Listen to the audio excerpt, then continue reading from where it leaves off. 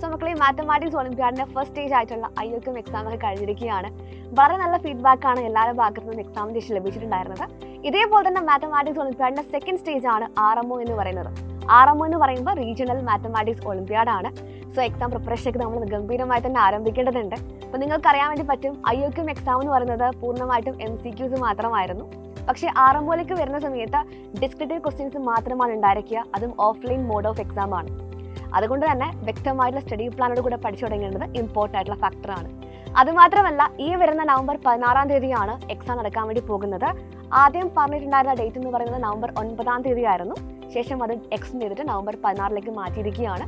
അതുകൂടെ മക്കൾ എന്ത് ചെയ്യാൻ നോട്ട് ഡൗൺ ചെയ്യുക. സോ എക്സാമിൻ്റെ സിലബസ്, എക്സാമിൻ്റെ പാറ്റേൺ, അതുപോലെ ഒരുപാട് കാര്യങ്ങൾ നിങ്ങൾക്ക് എന്തുണ്ടായിരിക്കും, കൺഫ്യൂഷൻസ് കാണും. സോ മക്കളെ, RMO എക്സാമിനായിട്ട് നമ്മുടെ Xylem ഒരുക്കിയിട്ടുള്ള ഒരു കൃത്യമായിട്ടുള്ള സ്റ്റഡി പ്ലാനും അതേപോലെ തന്നെ ബാച്ചിൽ ഒരുക്കിയിരിക്കുന്ന സ്പെഷ്യൽ ഫീച്ചേഴ്സും അറിയാനായിട്ട് നിങ്ങൾക്ക് മുന്നിൽ ഒരു ലോഞ്ചുമായിട്ട് Xylem വരികയാണ്.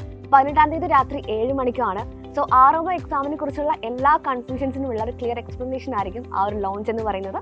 മക്കൾ ആരും എന്ത് ചെയ്യരുത്, ലൈവ് മിസ്സാക്കരുത്. 18-ാം തീയതി രാത്രി 7 മണിക്കാണ്. എല്ലാവരെയും കൂട്ടി, ഫ്രണ്ട്സിനെയും കൂട്ടി വരിക. അതേപോലെ തന്നെ IOQMന്റെ സ്കോർ കൂടെ മക്കൾ താഴെ കമൻറ്റ് ചെയ്യാനും മറക്കരുത്.